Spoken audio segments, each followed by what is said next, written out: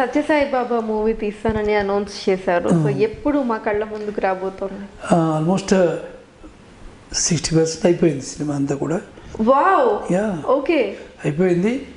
Final దానికి ఏంటంటే అది వరల్డ్ లాంగ్వేజ్ అన్నింటిలో కూడా డబ్ చేస్తాం. Telugu, Tamil, Kannada, Malayalam, Hindi and English. So ఇంటర్నేషనల్గా చేద్దామని గాంధీ పిక్చర్ లెవెల్లో ఉండాలి సత్యసాయిబాబా అని. సత్యసాయిబాబా చాలా స్టడీ చేసాం. అంటే మీరు సినిమా చూస్తే ఓ ఇంత కథ ఉందా బాబాది అని మీరే అనుకుంటారు. ముందు మేము ఓపెన్ చేయడమే ఈజ్ నాట్ గాడ్ అని ఓపెన్ చేసాం.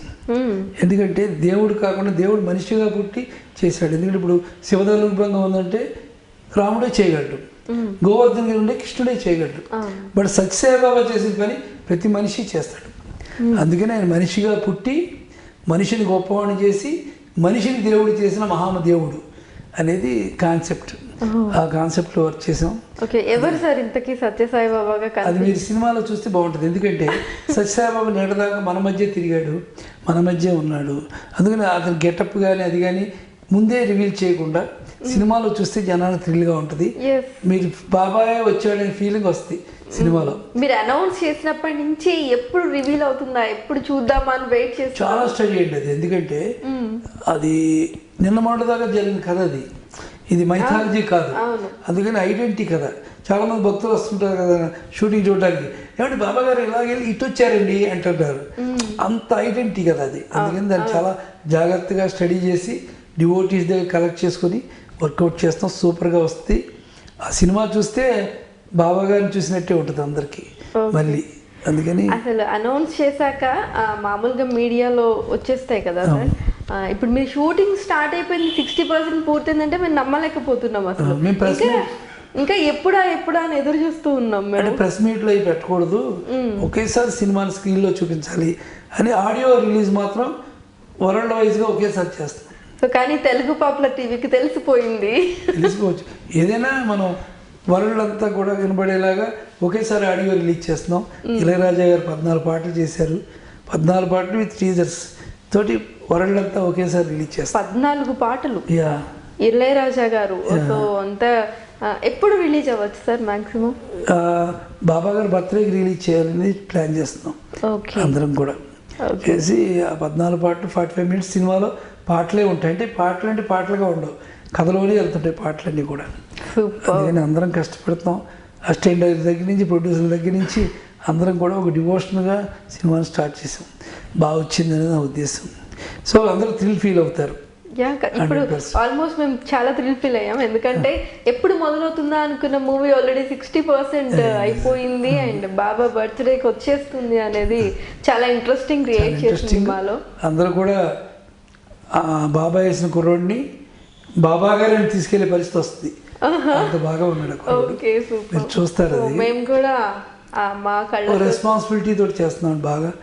ప్రొడ్యూసర్లు కూడా డబ్బుని దాన్ని లెక్క చేయకుండా డివోటీస్ కింద మొదలెట్టారు. వాళ్ళు బాగా చేస్తున్నారు.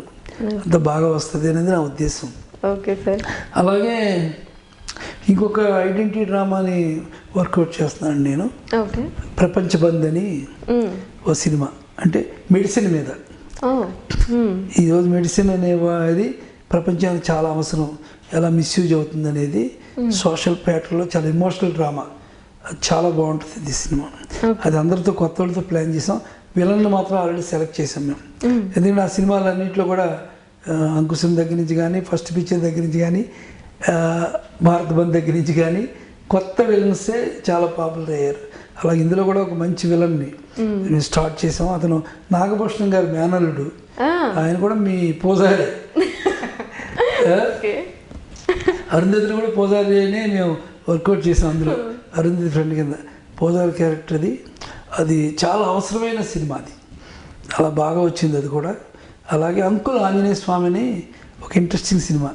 అంటే ఆంజనేయ స్వామి 4 పిల్లల కథ. అది ఆంజనేయ స్వామి అనేవాడు మనకు నవంబరం అవుతున్నాడు కదా. అయ్యడానికి అడ్డుపెట్టిన ఒక ఫోక్ దేవుళ్ళు ఎలా ఎదిరించాడు అనేది పోటీ. అంటే ఆయన పాలసీ ఒకటి ఉంది ఆంజనేయ స్వామిది. నా రాముడు మనిషిగానే అన్నీ చేశాడు, దేవుడిగా చేయలేదు, నేను మనిషిగా చేస్తానని పిల్లల కోసం ఎంత కష్టపడ్డాడు ఆంజనేయ స్వామి అనేది ఒకటి ఇంట్రెస్ట్. ఎందుకంటే ఇప్పుడు నా సినిమాలు అనేటికల్లా జనంలో ఎక్స్పెక్టేషన్. ఖచ్చితంగా. పోలీస్ కథ అంటే అంకుశాలు అంటారు, పొలిటికల్ కథ అంటే భారత్ బంధు అనేస్తారు, అలా పొలిటికల్ మామూలు విలేజ్ సబ్జెక్ట్ అంటే మంగమ్మ గారు మానవుడు అనేస్తారు.